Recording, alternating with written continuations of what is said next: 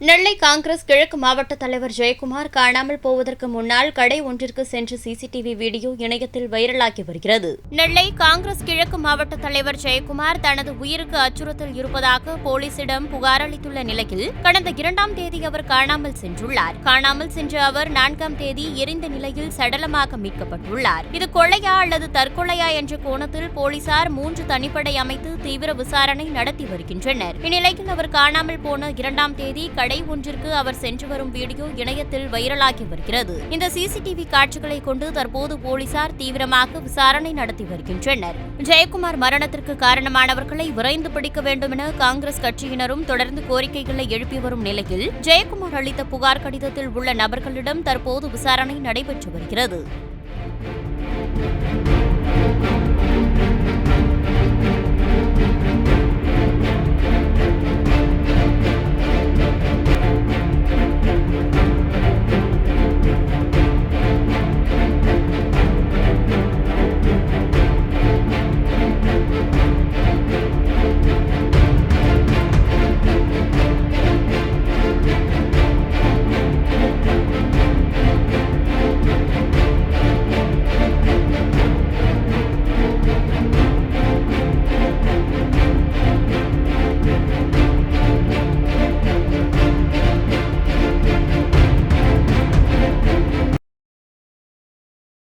செய்திகளை உள்ளது உள்ளபடி தெரிந்து கொள்ள ரெஃப்ளெக்ட் நியூஸை சப்ஸ்கிரைப் பண்ணுங்க.